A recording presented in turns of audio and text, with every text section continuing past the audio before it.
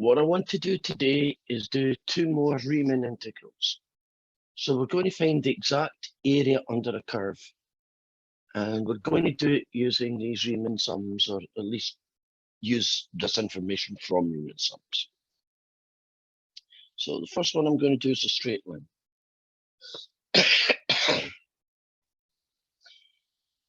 So it's the integral from 1 to 3. And it's going to be 8 take away 2x. Now we're going to find the exact value for that. And so that means we have to set up an Rn, where n could be any number of strips that you like. And so I begin by doing, mostly for visual purposes, a very basic sketch of what we're dealing with. Well, we're dealing with a straight line. There's 0, there's 4, but we're only going to be interested in the answer from 1 to 3. So what we have to imagine is taking this and breaking it into n strips. The width of a strip is called delta x, and it has a formula that says it's b take away a over n, and we will need that value. In this case, a is 1 and b is 3, so it's 3 take away 1 over n, so it's going to be 2 over n.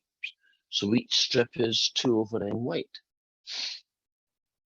We also need, as part of our preparation, to find out what xi is. See, that's x0, that's x1, x2, x3, whatever. So what would the general, somewhere in the middle, xi be? It has a formula. It's a plus I times delta x. A is 1, so it's 1 plus I times 2 over n. And I'm going to write that as 1 plus 2i over n. So these are kind of the building blocks that we find before we really get into the, the final stage of setting it up. Now, Rn can be written as a sum of terms, and it's going to be I equals 1 to n, because there's n strips, and it's going to be delta x times f of xi. And our job is to turn this thing into an expression that no longer has a sigma. And these guys over here are going to help, or at least some of them are. So, Rn sigma I equals 1 to n f of xi and delta x. I'm going to switch the order a little bit. It's going to be f first, and 1 plus 2i over n, because that's what xi is, times delta x, which is 2 over n.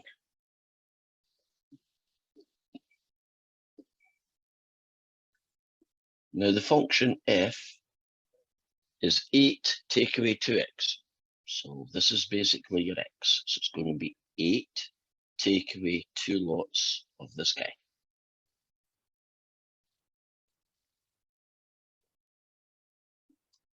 Times 2n. And at this point, I'm just going to FOIL it, combine terms, tidy it up, whatever way I can to try and simplify. Let's distribute the -2 then. 8 take away 2 take away 4i over n.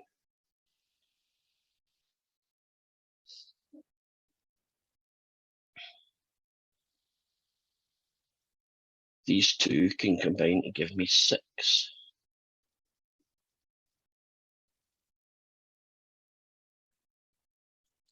What I now have is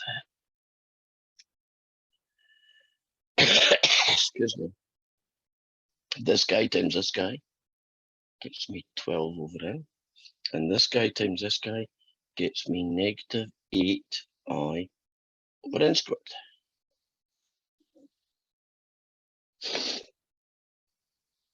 Now, that's pretty much as I can do with this bit. From this point onwards, I'm going to use another property of sigma, which says that if you've got a sigma of two things subtracted or two things added, you're allowed to separate them into two individual sigmas. So I can have that one, take away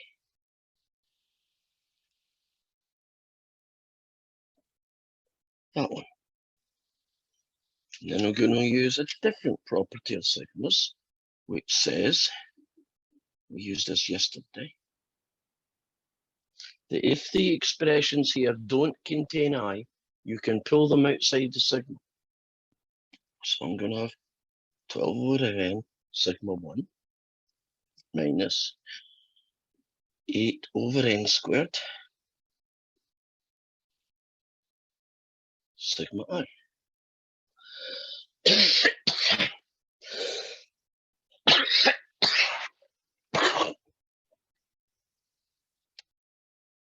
At this point, we can then use these guys.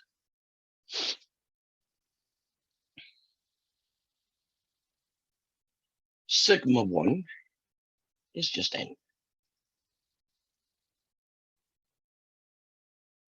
Sigma I is this guy, an n over 2 times an n plus 1. So what I've done, I've basically taken the original sigma and now removed the sigmas, and all I have is some function in terms of n, the number of strips you would use. So the next few lines is all about making this pretty. So I'm going to rewrite it up here again. And so we have 12 over n times n, take away 8 over n squared, n over 2, n plus 1, right? I'm just rewriting it right again. Right. Well, those cancel and you get 12. One of these cancels and 8 cancels with that. So I get, what do I get? I get take away 4 n plus 1s over an n. And so what's that? That's 12 take away 4n plus 4 all over n. Now, to find the exact value for the integral, the area under the curve, which was, for this question, was this one here, I need to find out what happens when you make the number of strips infinite. Now, that guy there is 12, and if you made the strips infinite, it'd still be the number 12. So essentially, I just need to find out what this is and take it away from 12. So here goes. The limit as n tends to infinity of 4n plus 4 over n. Well, if I use L'Hopital on it, it's the limit as n tends to infinity of 4 over 1, which is 4. And so we can now say that this fella here, which is the limit of this expression as n goes to infinity, is 12. Take away this bit, which is 4, which gives us the answer 8. And so I should basically check that out then, shouldn't we? So get my calculator on. Let's zoom over and see what we get.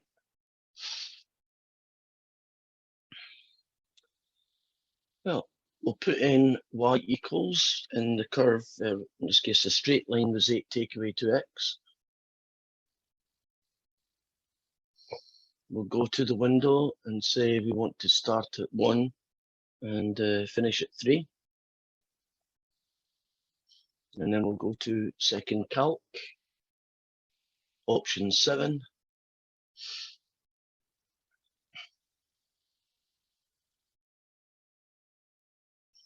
And lower limit is 1, upper limit is 3. And if everything works out right, we'll have a little animation. And guess what? The answer is, as we predicted, the exact value for the area under that curve was 8.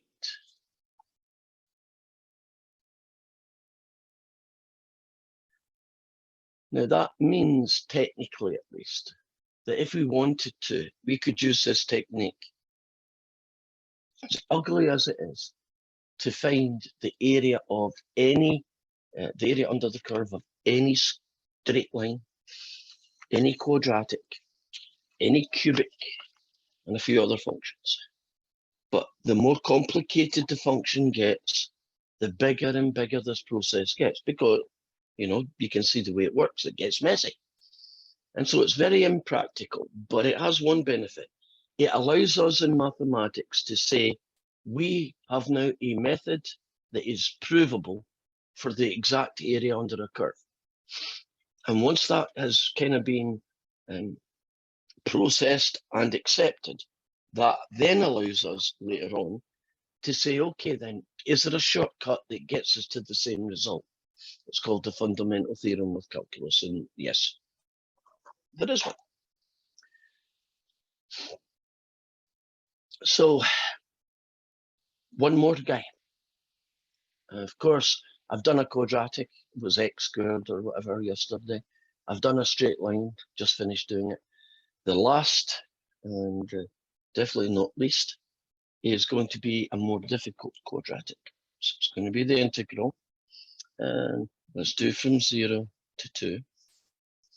And let's do 2x squared, take away 4x, dx. Now, if we didn't have this Riemann sum technique, and calculators had not been invented, and by the way, when calculus was first created, calculators did not exist. So they didn't have that technology advantage that we have. So if they wanted to find the exact area under a curve, until someone discovered the shortcut, this was the only method in town. So first things first, I want to do a little sketch of that if I possibly can. So let's just take you through how I would approach this question. So we'll start off with the function itself, and it's y equals, and it's 2x squared, and minus a 4x. And if you look at it carefully, do you notice that the bit that we're interested in starts at 0 and finishes at 2? And it's below the x-axis, which was deliberate. I know before I even tackle this question, won't our answer be a negative number when we're finished? Because we discovered that areas above the axis are counted as positive. Areas below the x-axis are considered to be negative. So I'm drawing a little baby sketch of that same curve. And let's move on then. So when I'm finished, if I don't get negatives of somebody, I'm going to be a little bit concerned, because it means I've done something wrong. So there's 0, and there is 2. And can you imagine, here's going to be all of our strips. Well, delta x is b, take away a, over n. Well, that's a and that's b, so 2 take away 0 over n, 2 over n. Xi is going to be a plus delta xi, 0 plus I times this guy. So xi is just going to be 2i over n. Well, that's good. So There's our delta x that we need. There's our xi that we need. We'll now set up the right some RNs, and it's going to be sigma I equals 1 to n delta x f of xi.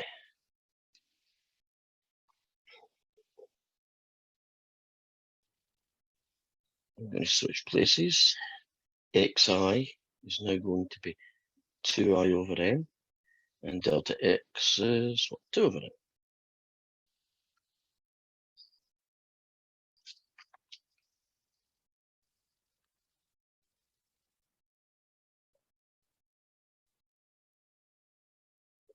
Well, the function at the value 2i over n basically means these x's are replaced by that guy. So it's going to be 2 lots of 2i over n squared, take away 4 lots of 2i over n, times delta x, which is 2 over n.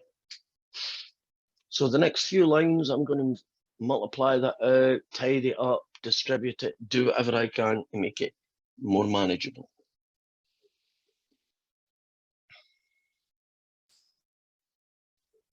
Okay, you square that guy, you get 4i squared over n squared, and you double it, so you get 8i squared over n squared. This guy, you just get negative 8i over n, and you multiply it by 2 over n.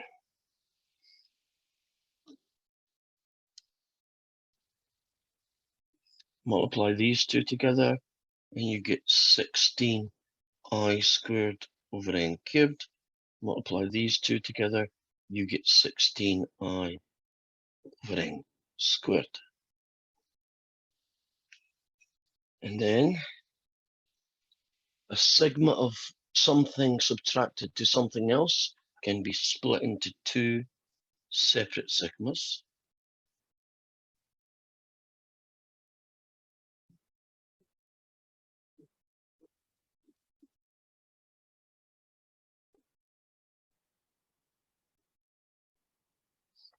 Then use the other property that if a term does not contain I, you can pull it outside the sigma. So it's 16 over n cubed, sigma I equals 1 to n of I squared, take away 16 over n squared, I equals 1 to n of I. And then we use these guys. Sigma I squared becomes n over 6, n plus 1 to n plus 1. Take away 16 over n squared times n over 2, n plus 1. So at this point, we no longer have that sigma notation. All we really have is a very ugly function of n, various powers and so on. So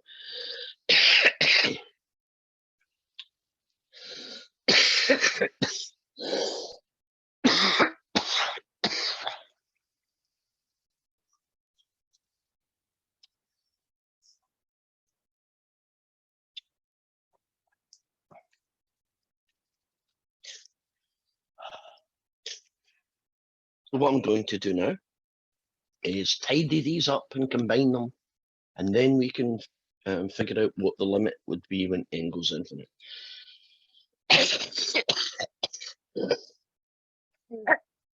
Well, that n cancels with one of those. 16 and 6 cancels a little bit.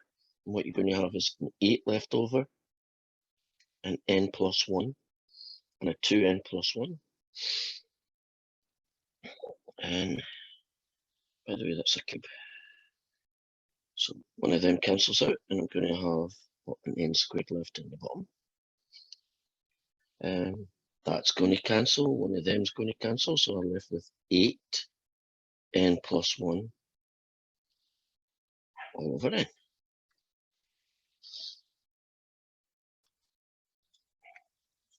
What we're going to do next is just basically FOIL the top out, and 2n squared plus 3n plus 1. And that cancels, leaves a 3.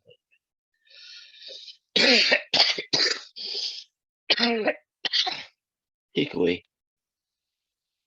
8n plus 8 over n. At this point here, I think I could find out what is going to happen when n goes infinite, and I'm going to use L'Hopital again. So the exact value for the integral from 0 to 2 of 2x squared take away 4x dx is going to be the limit as n tends to infinity of the Riemann sum, which we have now simplified down to these two expressions here. 8 over 2n squared plus 3n plus 1 over 3n squared, take away 8n plus 8 for n. For something that's got two separate bits, I would probably find the limits individually. So if we take this one first, it's really 16n squared, 24n add 8 over 3n squared. If we do L'Hopital on it, and we can do that because it's infinite over infinite, we get 32n plus 24 over 6n. And if we plug infinity for n, we still get indeterminate form. So I can do L'Hopital one more time. And this time I get 32 over 6. And that is, what will that be? Some messy thing, 16/3. Now this guy I'll just put in a minus, and I'll do the limit as n tends to infinity of that guy. If I do L'Hopital on him, you get the limit as n tends to infinity of 8 over 1, which is basically 8. And so we have 16/3, take away 24/3, and that gives us the answer, -8/3. So, provided I haven't screwed up in some way with the calculations, the method is correct, I should get that as my answer. So let's do it, and that'll be the end of Riemann sums. Okay, do y equals, put in 2x squared,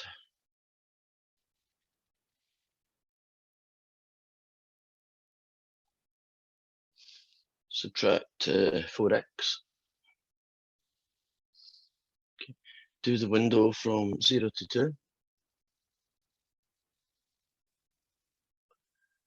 second calc, option 7, here we go, clearly below, starting at 0, finishing at 2, it'll fill it in, and I want to see -8/3, or at least the decimal version of it. There you go, -2.667 is -8/3. We have got a method that does what it needs to do. It will find the exact value for the area under the curve. I said it a few times, I'll say it one more time. It is not pretty. It's not simple, but it works. As I say, that's us finished with Riemann sums. Is there anything, any questions before we leave that and move on to the next topic? Are we good?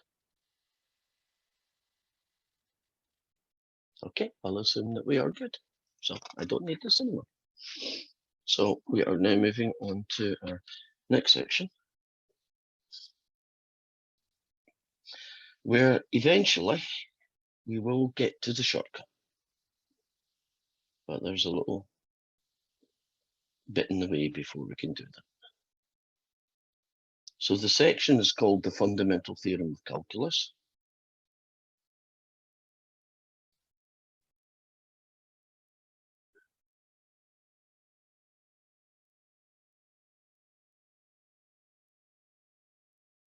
And that fundamental theorem of calculus is in fact the shortcut. But there's some stuff to be done, as I said, before we do that. First thing we're going to focus on is called the area function.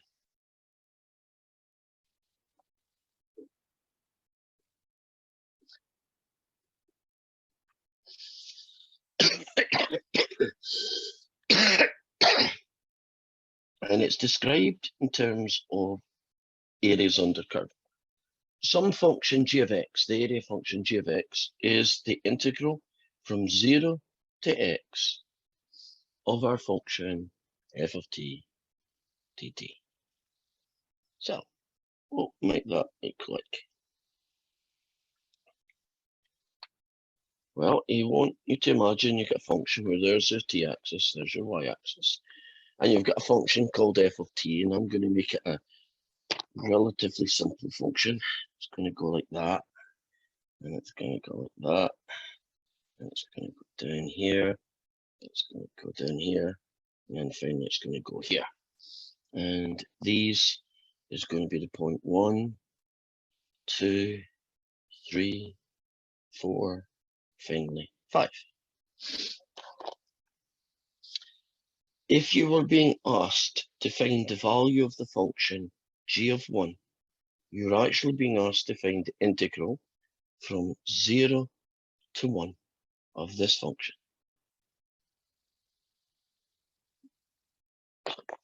This function here, this zigzag line, is f of t. Now we're not going to do Riemann sums, we're just going to use geometry. So if I wanted to do the integral from 0 to 1, oh, I better put in some numbers here. I'd be finding that triangle. And it's what, 1 by 2, and half of 1 by 2 is 1. If I wanted to find g of 2, it would be the integral from 0 to 2, which means it would be those two pieces. Well, that guy's 1, this guy's is 2 more. And so the area under the curve from 0 to 2 would be 1 plus 2, which is 3. If I wanted to find g of 3, it would be the integral from 0 to 3 of this function. And that's basically all of these guys.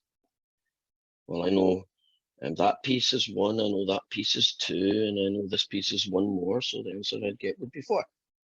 I'm going to keep going just a little bit longer and then we're finished. If I wanted to know g of 4, the integral function g of 4 would be this guy. And then we have to be a bit more careful. There's 4. And I'm making this guy dotted. That piece is 1. That piece was 2. That piece was 1. But this piece is considered negative 1. So when you take that piece, that piece, that piece, and this piece, your answer is now 3. And then the final one would be the integral function g of 5, which would be that guy.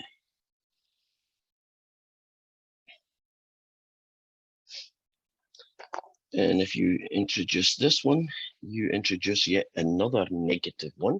And so the area under the curve has a net value of 2.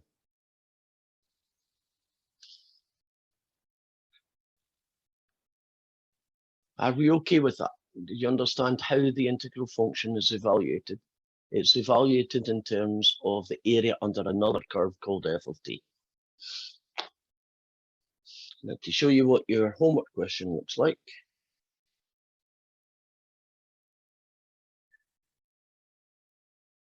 it looks like this guy. Right. So there is your function, there's your f of t, and there is all the guys you're going to get.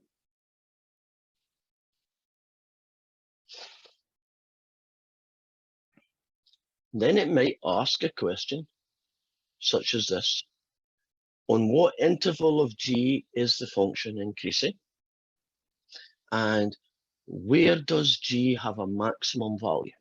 Right, now, since I've already done my guy, I think we need to look at my numbers to answer that type of question, because you need to see the full picture. So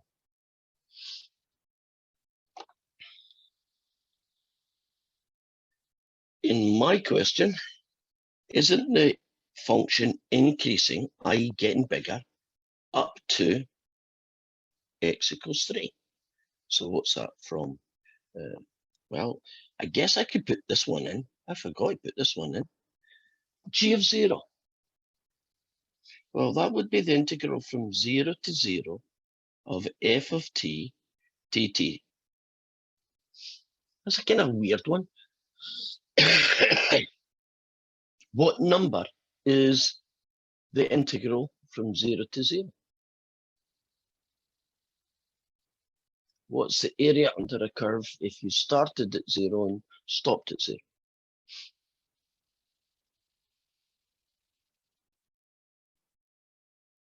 Any takers? What would it be? 0. In fact, isn't that integral function g of 0 always going to be 0 no matter what the function is, right? Because if you start at 0 and finish at 0, the answer. Now, back to my question. It's increasing then from x equals 0 up to this guy here. So from 0 to 3, it's increasing. Would you agree that after that, the value is kind of going downhill, right? So it's going uphill and then downhill. Now, at what point does it reach its maximum? That's the biggest answer you could get from this particular one. So the maximum happens at x equals 3. And if you wanted to know what the maximum value was, biggest area you could get would be 4 from this function.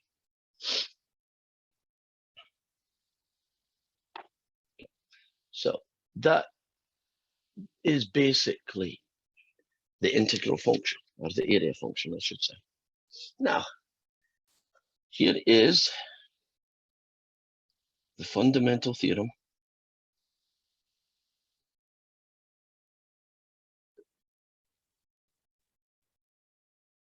of calculus. And it's like a movie, part 1.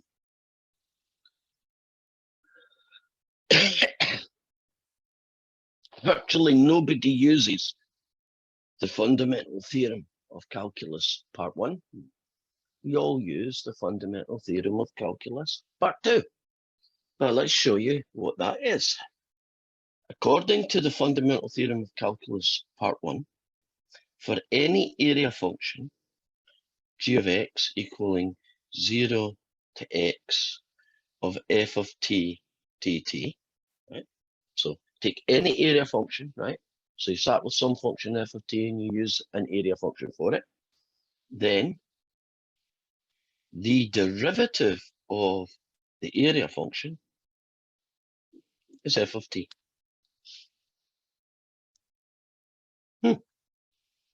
So what on earth could that tell us? Actually,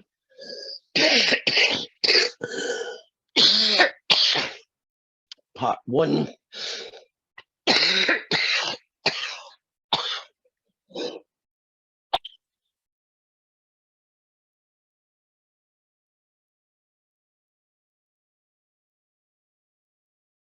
The reason we know the shortcut is because of part 1.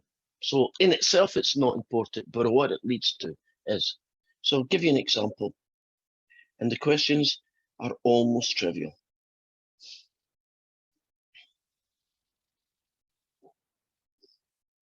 If g of x is this integral function, I can tell you that the derivative of g of x is x cubed plus 1. So notice, I forgot to put an x in there. My apologies. There we go. This guy with an x. Now, if your integral function is 0 to x of sine t over the square root t plus 1, just randomly picking an ugly guy, then the derivative of this function will be the sine of x over the square root of x plus 1. Do you see how simple it is using the fundamental theorem of calculus part 1 to find the derivative of an integral function? It's essentially that guy with an x, that guy with an x, that guy with an x. Now, there are more complicated versions where you go from 0 to 2x or 0 to x squared, but we won't go into those. This is the basic starting block, and that's as far as we can go. So how does that look?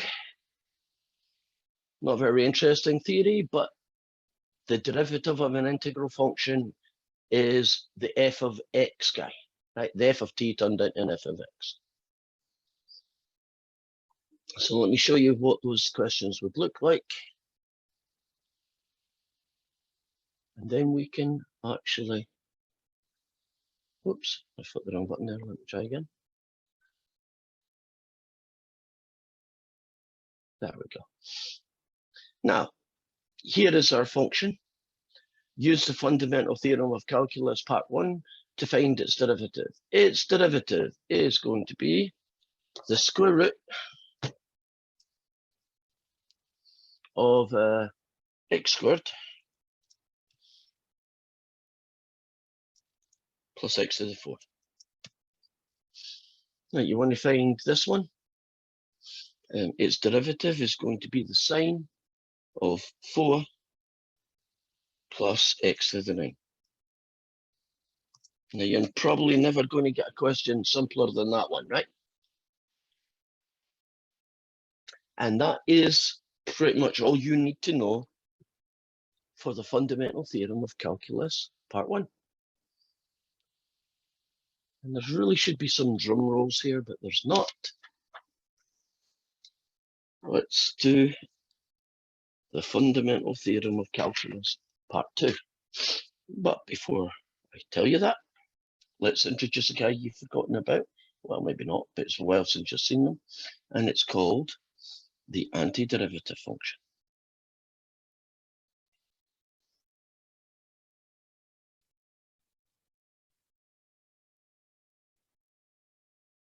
So, the antiderivative of f of x is going to be called capital F of x. And it has the property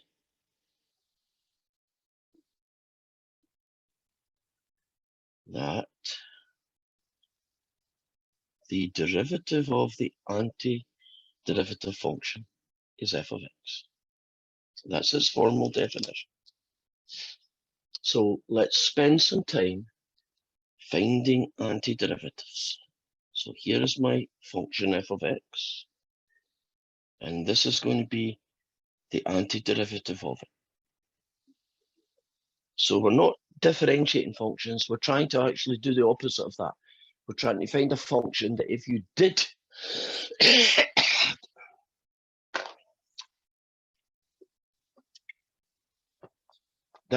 differentiate it, you would get it. So, for instance, the antiderivative of e to the x is e to the x, because if you differentiate e to the x, you get e to the x. The antiderivative of x cubed. Well, you would need to get 1/4 x to the 4 would be its antiderivative. Because if you want to differentiate this guy, you go 4 times 1/4 and reduce the power by 1. There's your antiderivative. But in general then, ax to the n, so that's like 5x cubed, 4x squared, whatever. Its antiderivative is found by adding 1 to the power and then dividing by the new power.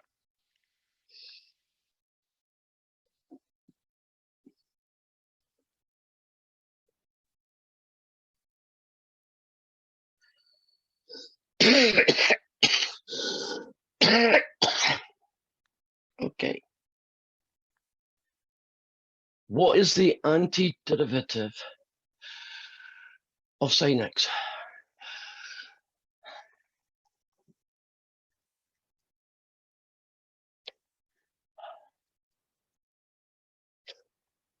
Antiderivative of sine x. What function would you need to have here that if you differentiated the function that is here, you would end up with sine x? And I have an answer in chat. And you are correct. And what would the antiderivative of cosine x be?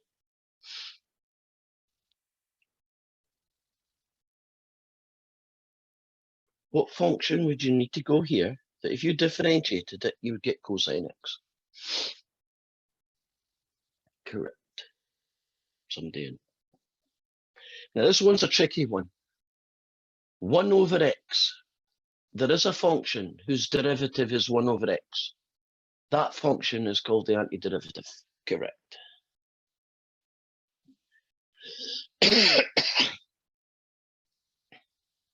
Let's throw in some weird, less known ones.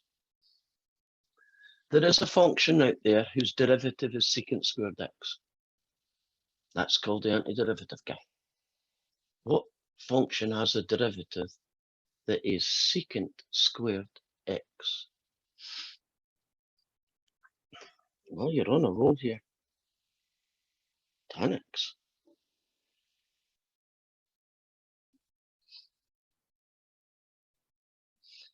What about secant tan?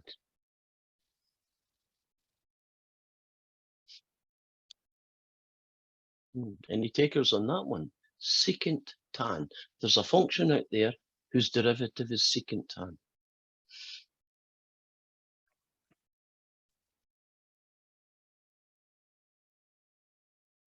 No takers? Last chance? Secant x. Now, there's something I haven't added on to any of these, and I'm about to do so. Technically speaking, every single one of these needs a plus c.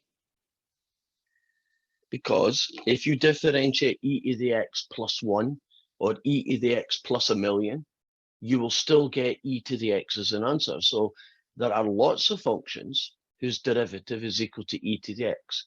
The only thing about all those functions is that they have the form e to the x plus a number. This number is called the arbitrary constant, and so we would put that in as part of our solution. So we are now about to tell you the magic fundamental theorem of calculus part 1. Part 2, I should say. The fundamental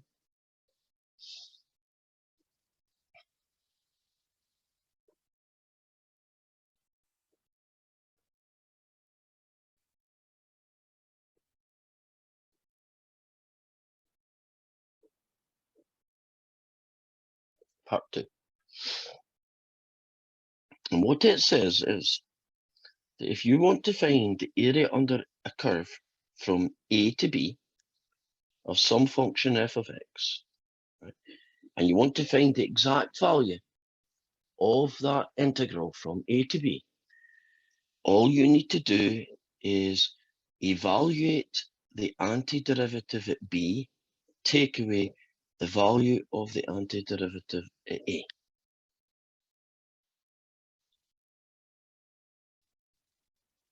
So this antiderivative is such an important feature for solving the problem of getting the exact value without having to do 20 strips in Simpson's rule, without having to do Riemann sums.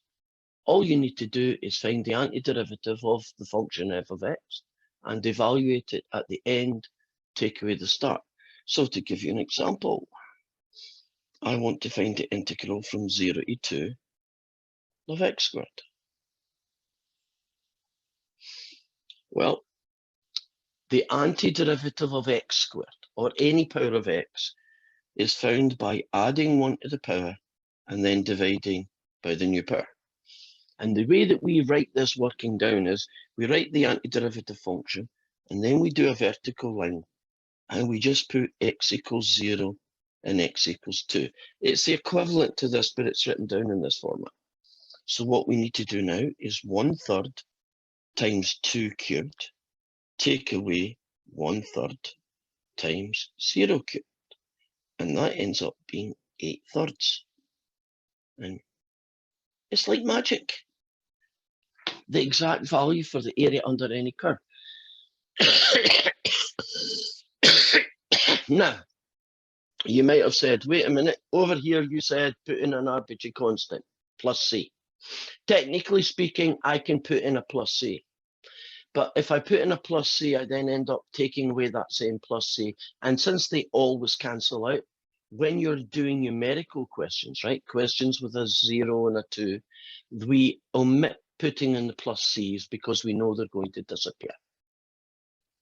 And those types of integrals, right,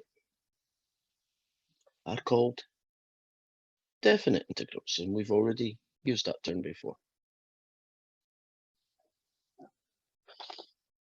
Now, isn't that amazing?